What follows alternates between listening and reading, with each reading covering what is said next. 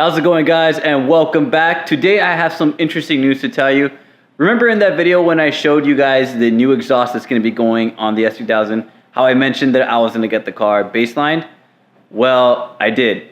I finally took the car over to a shop in Orange County called AutoWave to get the car baselined, and I got some interesting results to tell you.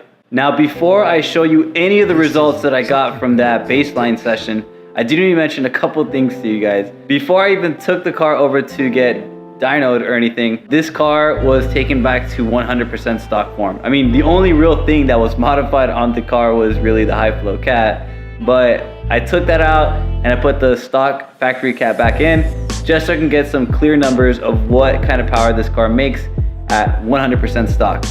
So the car was dynoed at this place called AutoWave. They have a chassis dyno, rolling dyno. Unfortunately, I wasn't able to get any footage of it because they were pretty busy and they were running around all over the place, and I kind of want to respect their space the first time around. I'm actually going to put the dyno chart on the screen so you guys can take a look at it and we can follow along together. Before I show you guys the dyno results for the S2000, let me just go over some of the basic numbers for a factory S2000 from 06 and up. Now, the 06 and up S2000 were rated at about 238 horsepower, and I believe it was about around 164 pound-feet of torque. Should be around those numbers. If I'm wrong, correct me in the comment sections down below. But yeah, so that's basically what it makes at the crank. That's not what it's rated at the wheel.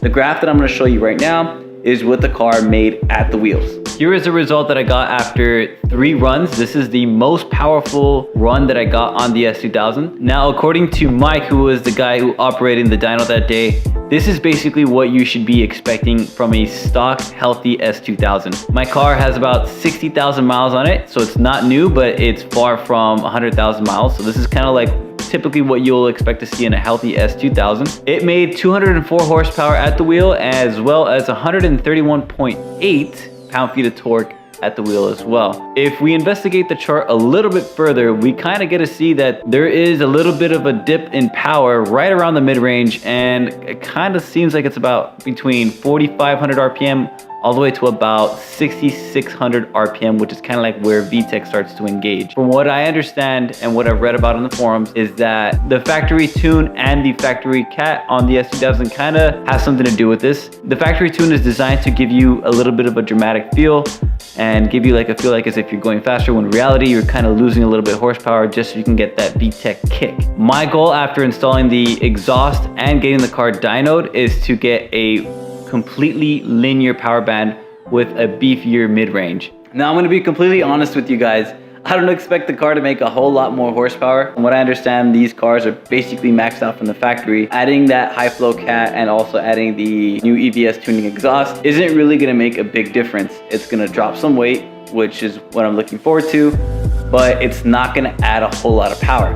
However, what it will do is it'll clean up that chart and make it more linear. After looking over the graph, I kind of want to get rid of that dip in power right around their mid-range, and I want to pick up some power right around their mid-range and pull through all the way to the top. What I'm expecting to happen would be to maybe lower the VTEC to around 4,000 RPM instead of the astronomically, ridiculously high 6,500 RPM, because that's completely useful. I'm expecting to be right around 210 wheel horsepower and maybe like about 138, almost 140 pound-feet of torque. Not a whole lot to be gained on the car, just to have a little bit more power and definitely a smoother transition to power, and also cleaning up that atrocious mid-range. So that's my plan for the S2000, is just to get the exhaust and possibly immediately afterwards just get it dyno tuned and I should be done. But before I close out the video, there is one thing that I wanted to point out to you guys that I found not too long ago, and I wanted to make a video about it. As you guys know, I do have a Ballade Sports timing chain tensioner in the S2000, and as I was kind of about to clean the engine bay a little while ago, I noticed something, and how about I just show you? So this is my engine bay. It's not 100% clean. I gotta clean it up a little bit, but before I was about to get this thing nice and cleaned, I noticed that there was this oil down here. I didn't realize it until not too long ago, and I was kind of confused as to why it's there. It's not coming from the valve cover gasket, so that's completely clean. As you can see, there's nothing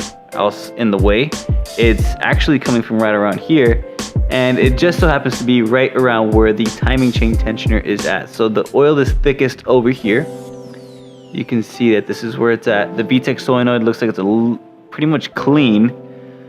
I didn't really find any oil around the VTEC solenoid, but it looks like it's around here where the Ballade Sports timing chain tensioner.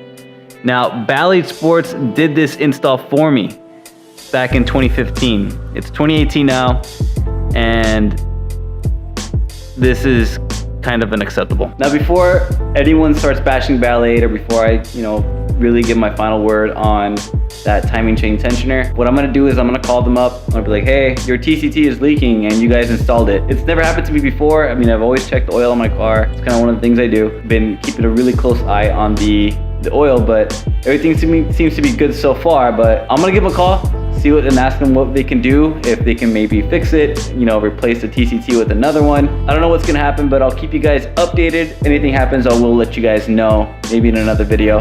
All right, you guys, that's gonna be it for this video. If you guys liked today's video, go ahead and hit that like button. If you guys are new to the channel, and if you like today's video and some of the other videos that I have on my channel, go ahead and hit that subscribe button and turn notifications on. But that's gonna be it for me, guys. I hope you guys enjoyed today's video, and I'll catch you guys on the next one.